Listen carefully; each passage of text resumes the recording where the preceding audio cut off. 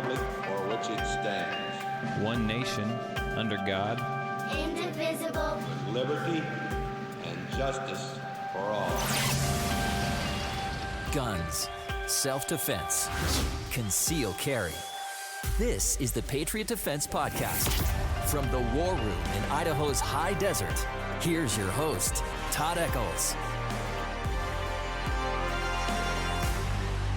And I am back. It is a Thursday morning, and I am tucked away in the war room somewhere in the high desert of southern Idaho. And winter has showed up here in southern Idaho for at least a day. It is cold. It is windy. We got some icy, slushy snow stuff last night. But then this weekend it's supposed to be in the mid-40s. So there you go. We got our winter. Frankly, right now, especially if you're in southern Idaho and you're listening to this, you'll understand what I'm saying. But, you know, I constantly hear all the time, oh, we need the moisture, we need the snow. Well, here's the thing, folks. We don't need the snow. We don't need anything down here in the valleys. We need it up in the mountains. And there was a water report that came out through the National Weather Service, like they do quite often. And for irrigation water, because that's what, if you're not from around here, we get our irrigation water, and the farmers get their irrigation water from our snowpack. If we don't have a good snowpack, then they don't get all the water that they need, and we are, we're considered it being in a drought. And it kind of affects everything around here to a certain extent. Well, the water is in the hills, folks. The water is in the hills. The levels are really high. I think a lot of them are actually above normal. So we do not need this garbage down here. In fact, it could just turn off and be warm at this point. I got a big, I don't know. I have a real problem with everyone. And this is a highly agricultural area, so this is not gonna go over well. But this is just the way I look at it.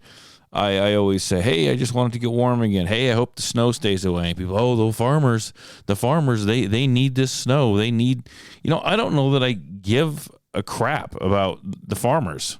Here's the thing. Yeah, the farmers need to be able to produce their crops, plant their crops, have successful crops. It's their job. It's whatever. Well, I have a job to do too. And my job goes better when what? When the weather's nice, when there's no snow, when there's no cold, and the weather's warm, and people want to be outside. That's when my job, that's when Todd's job it goes better. No one's, everyone's like, well, we got to pray for the moisture. We got to pray for the rain. Why don't we pray for not? Because I do better without it. My income is better without it. So I'm going to throw that out there. Maybe I live in the wrong area. I'm not against farmers. But it's the fact that everyone tries to tell you, oh, well, the farmers need it. I don't care. I don't really care. I don't need it, and so I don't want it. And in all actuality, it doesn't matter what anyone wants. We get what we get, and that's just the way that it is. But the fact that it's always just kind of thrown on me, that I need to worry about them farmers. I need to worry about them farmers. You know what? When the guy is cruising around in his tractor, I have a class out here, he looks at me like I'm an idiot. He looks at me like I'm an idiot because, well, I got work to do. You got a class out here? Well, buddy, I got work to do too. This is my work. Just because my work's a hell of a lot cooler than yours. That makes no difference to me. So whatever. Lately I have been. It's been I'm in my slow season now. I knew that we'd kind of hit it. I stayed kind of busy through the holiday season, and I think in fact, we've been slow enough, at least this week so far. I'm able to get some stuff done. I gathered up all my stuff. I think most of my stuff for my taxes. I think I got to print some stuff off my emails. But most of my stuff for my taxes is just about ready to go, about ready to give them to the boss. She can go through it, and then she can get all the numbers and everything to the accountant. So I'm running about 3 months, 2 months, 3 months ahead of schedule this year. So there you go. Good or bad, I don't know, but I'm feeling quite organized. But it has slowed down here finally, and it will pick up again. I'm thinking we'll see. I get in about 3 weeks. My academies are going to fire up. They fire up in February, and I should be plenty busy for those. trying to get some stuff, some curriculum, a little different curriculum, a little different setup from last year. I'm going to try to put into play this year for the academies.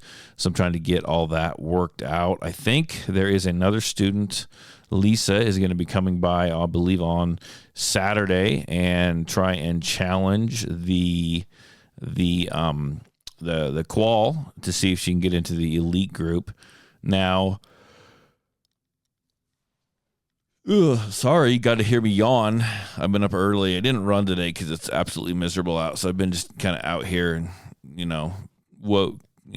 poor me. But anyhow, sorry about that. It won't happen. Well, I'm not going to guarantee that, but I'll try not to let it happen again. But she's going to try and come to pass the qual on Saturday to see if she can get into the elite group. So we got that coming up. What else do I got coming up? Right as of right now, that's it. I mean, my schedule is pretty free. We will see. We'll get everyone has settled down after the New Year's. We'll get back into this is about the first smooth week back. The kids are back in school. So on with business. We'll just move forward. And once I get my tax stuff all taken care of, I have got a ton of reloading that I need to catch up on. I got 2,500 bullets in the other day. It's time to start, pressing those into cases with some powder and making them go bang.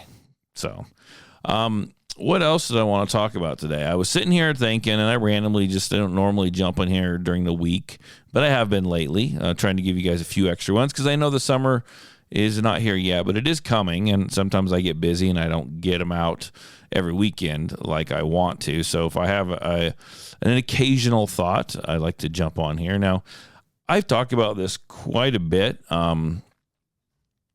and at least a handful of times.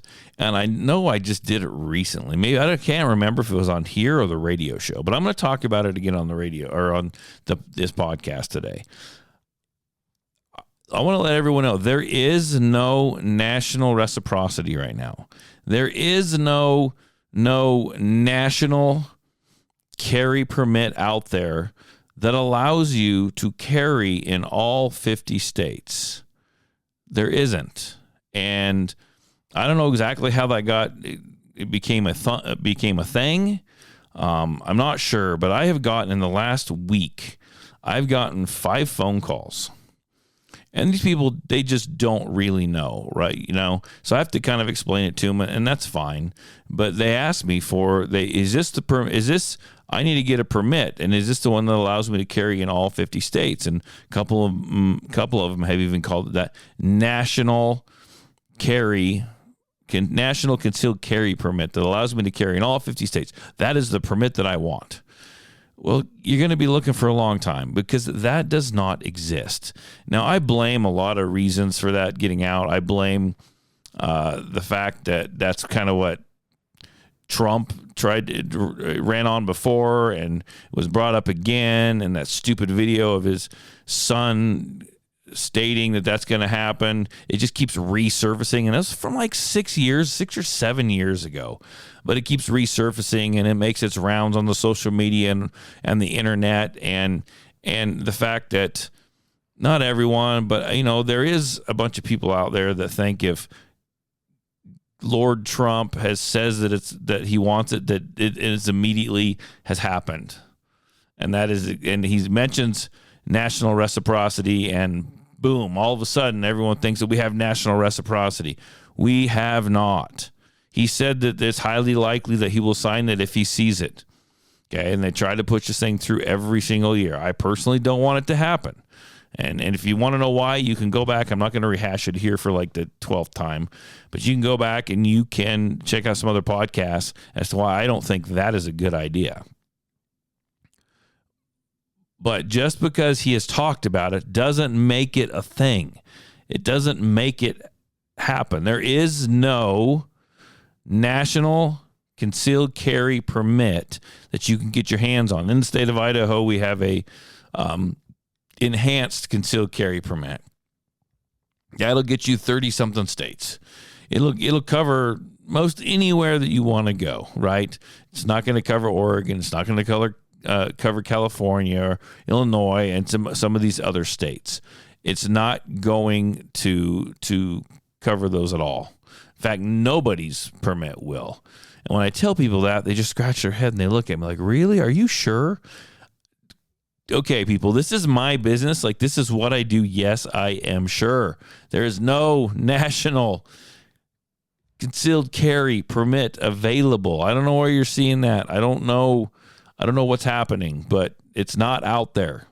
But good God, there must be something floating around out there that is making people believe that there is. And I don't blame the people. I just blame the misinformation that gets pushed out and floats around, and the different parties try to fundraise on. They try to fundraise on this whole thing of national reciprocity, because it's this big buzz phrase. It's a fundraising term. It's a fundraising idea. They say that, and then people just hemorrhage money to them. Give me money. Here's my money. Here's my money. We're going to make this thing happen. It's wild. It's wild how it works. I also wanted to jump in today, and I wanted to talk a little bit about I don't know. This is kind of basically why I decided to do the podcast today. I want to talk about law enforcement. I want to talk about what happens if you have to use your gun in self-defense. I want to talk about what is allowed for law enforcement and what is allowed for you, but they won't tell you that it's allowed for you. And then I want to touch a little on carry insurance. Now, carry insurance and I'm not pushing any of them. Okay. There's USCCA. There is a whole bunch of, I don't even know the names of them, but if you look up concealed carry insurance, you will find a good handful, I'm sure.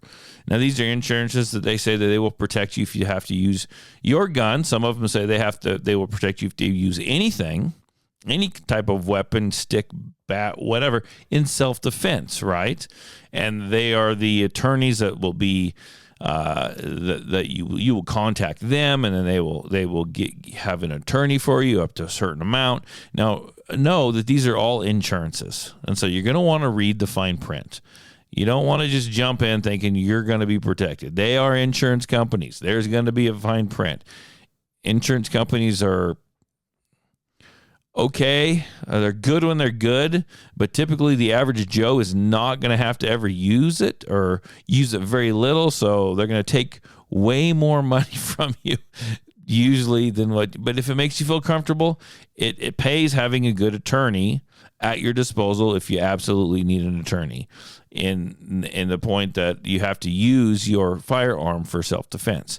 So that's not a bad thing. And the reason why I bring that up is because let's talk about, now, this is something that I have this, and I don't know what it is. I have this, I don't even know if I'm just broken or what, but I've got this thing in my head that I'm not whining when stuff's not fair, but I like stuff to be, that's what I'm going to say. I like stuff to be fair, or I like stuff to make sense to me, right? Fair on both sides. So I look at law enforcement. Now, I'm not bad talking law enforcement at all, but I look at some of the stuff that they do. And as far as, like, if you have to use your gun in self-defense, they are going to show up on scene and they're going to do their job, and they are going to they're immediately going to come up to you and they're going to ask you what happened, right? And they're not going to tell you anything, just going to ask you what happened, and they want you to tell them what happened, right? This is law enforcement. They're going to come up and they're going to ask you because they are law enforcement, because they have a badge. Most people are going to say, this is what happened. And, they're going to trust them and the whole 9 yards. Well, if a law enforcement officer has to use his gun during the course of his work, he is immediately covered by some kind of department, state-funded insurance, okay, whatever that might be, wherever they're employed at. They're immediately covered by it, and they are immediately defended by a bunch of really good attorneys, right?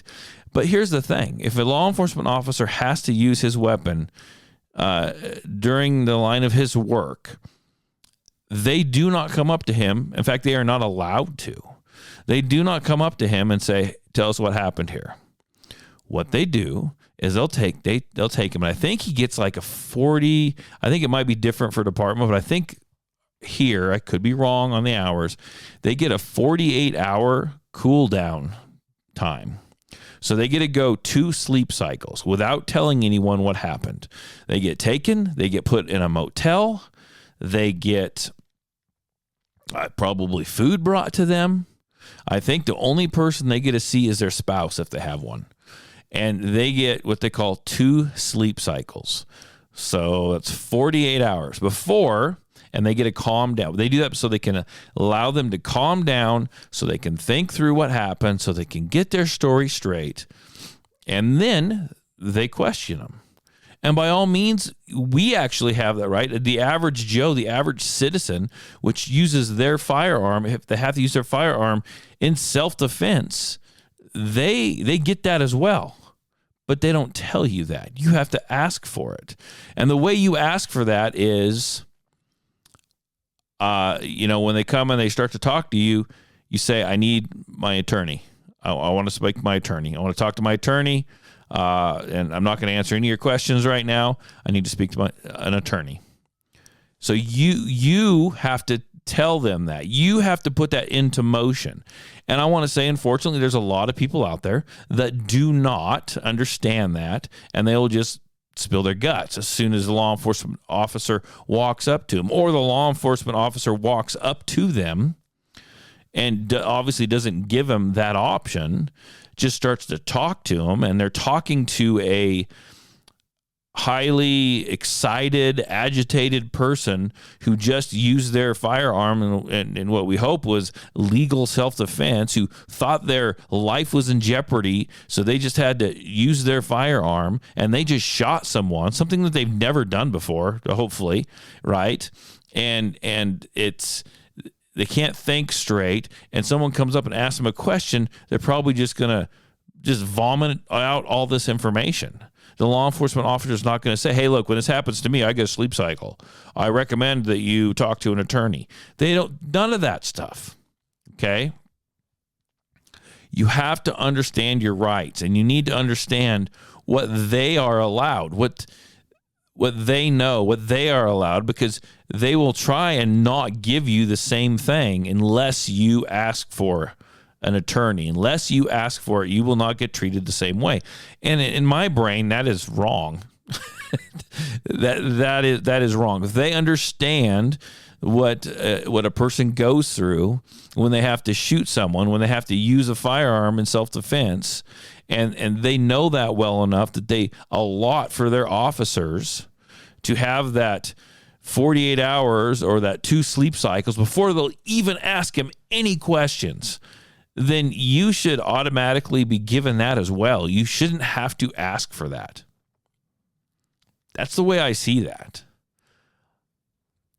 But you need to be prepared. You need to understand your rights. So whether you go and get an attorney and keep them on retainer, whether you go and get some concealed carry type insurance, whatever works for you and your budget and all this stuff, that is what you need to do. Because when you say, I want to speak to an attorney, you better have one ready. So it's important that you get these things laid out, right? It's just wild to me that we're not allowed. In fact, do you know, and I'll throw this little piece of information, and this isn't, and I'm not trying to knock on law enforcement, but I'm trying to tell you just the facts, and because you need to be aware of this. Did you know a law enforcement officer can lie to you, can legally, knowingly lie to you to get information out of you? But you'll get in trouble if you lie to a law enforcement officer. Like, that's not good. There's a certain technical name for that. I'm pretty sure. Wild, isn't it? It's crazy to think. So that is something to keep in mind, okay? You have to have your best interests in mind. You are the one that has to take care of that. Obviously, if you've had to use a weapon for self-defense, a firearm, let's say, you were together enough, had understood it enough that you needed to be self-sufficient because you needed to be your own first responder, right? And hopefully you've gone and you've taken some training classes, learned how to use your gun and the laws and everything so that you understand that and you can be prepared in an instance where you might have to use your gun, that you can invoke your insurance. You can invoke your rights to get an attorney and not talk to anyone until you speak to an attorney. That is something that you need to know about. But that's something that I just always shake my head about, because you're not knowingly offered that at the time. You are, instead, they try to get it out of you, and before you can, ask for your attorney.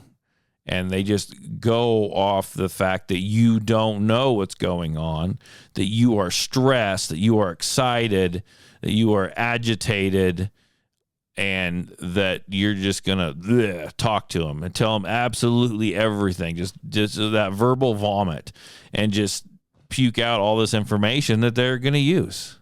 And you're under stress, and that information may change once you calm down and think about what just happened. So if you tell them a story right away, if you tell them what happened, and then later on you get with your attorney or they ask you to write out what happened, and they listen to what you told them before, and then they look at what you wrote down and they don't match, there's a big freaking problem. Right? Once you calm down, you might see things a little clearer. You might remember things, right? There's something behind that 48 hours or that 2 sleep cycle. Why do they do that for them, but they won't do that for you unless you ask, right? That's what you need to be asking yourself right now. That's a beneficial thing. There's reasons behind that. They're just not telling their officers that if they shoot someone in the line of duty, they're going to get a vacation. I mean, that's not what they've said. They said, we want a good, accurate story from you. And we understand the effects of taking a life, of shooting someone. We understand the effects that it takes on your mind. We understand the effects that your adrenaline being just ramped up, your heart rate being ramped up. We understand how all that affects you, so we're going to be nice to you because you're one of us, and we're not going to push it. We're going to give you that 48 hours, give you that time to decompress, to calm down, to get all your facts straight. You get the same thing, but you have to ask for it. And if you don't, too bad. Too bad. Just wanted to kind of throw that out there. Like I said, there's definite differences between us and law enforcement and the way things happen. I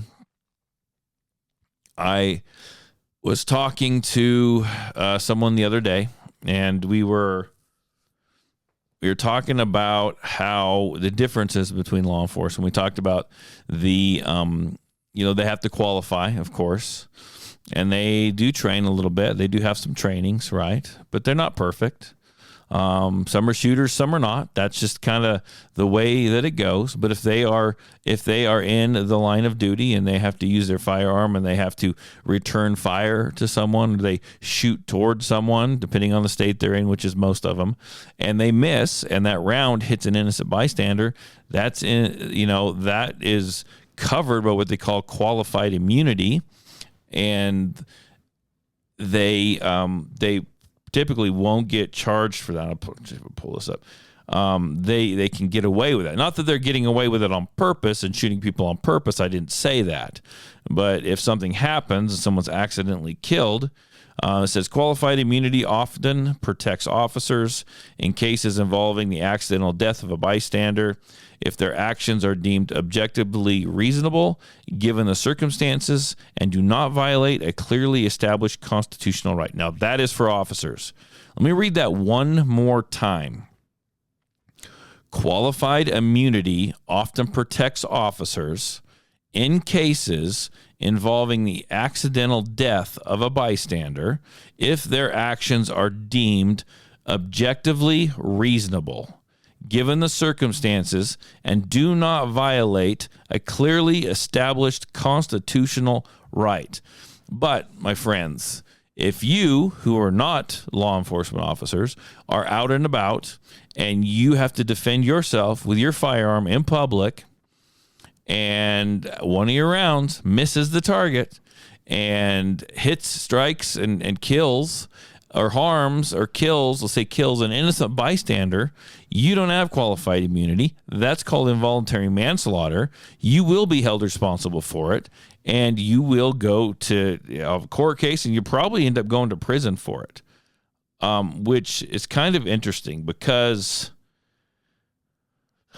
I mean, someone is attacking you. You have every right to protect yourself and defend yourself. So your actions should be deemed what? Objectively reasonable.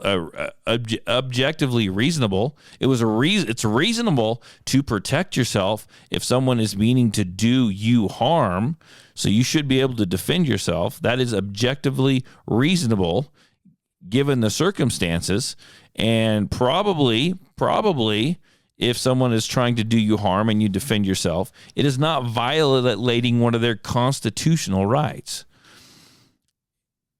And you might be listening to me going, Todd, are you saying that you believe that if the average Joe is defending himself with a firearm and he accidentally takes the life of an innocent bystander, that he shouldn't be charged for that? That, my friends, is not what I'm saying. I believe that if you carry a gun on you, you need to be good with it. You need to be proficient with you. And if something happens and you have to use that gun, there should, by all means, if something bad happens when you use it and you take someone's life, like, you are responsible for that. There should be ramifications for that. That should be involuntary manslaughter. But I also think that should be the same way with law enforcement. I mean, that's just the way it is. They should be held to a little bit of a higher standard, right? They should be held to a little bit of a higher standard. They're the ones that go out and qual. They're the ones that train a little. But yet, if they accidentally kill someone, it is probably going to be qualified immunity, and I won't say they're going to get off. I mean, they won't get prosecuted for that. And I don't know that this happens all the time, but it happens enough to kind of irritate me a little bit. The fact that a life is a life is a life. If you take a life, whether it be a bad person or an innocent bystander, you are responsible for that, right? You should have to answer for that. I don't care who you are. I don't care what your profession is. That makes no difference to me. So, I don't know. Those are my thoughts. Again, I'm not anti-law enforcement, but I like fairness. I like all this stuff. I'm just kind of an oddball, folks. I really am an oddball.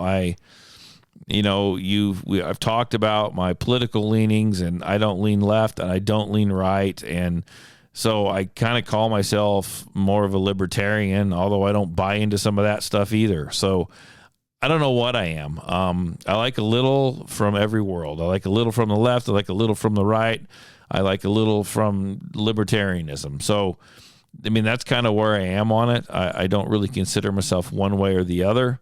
I have some odd thoughts on them. And if you listen to the odd thoughts on stuff, and if you listen to the podcast, you are lucky and you get to listen to me go on and on about it. Whether you agree or not, because you can always do what? You can always push stop on the podcast. You can always push pause on the podcast. You can always unsubscribe from the podcast. I don't make any money off these. I was going to start with some ads here. I probably should get into that. I kind of forgot about that. See if I could actually make a few bucks, but until then, I am going to go inside and I'm going to put some wood on the fire and get my house up to temp like it should be. We got this cold wind blowing. Got to go run to town and do some errands. So I hope you guys have a great week. Talk to you later. Bye.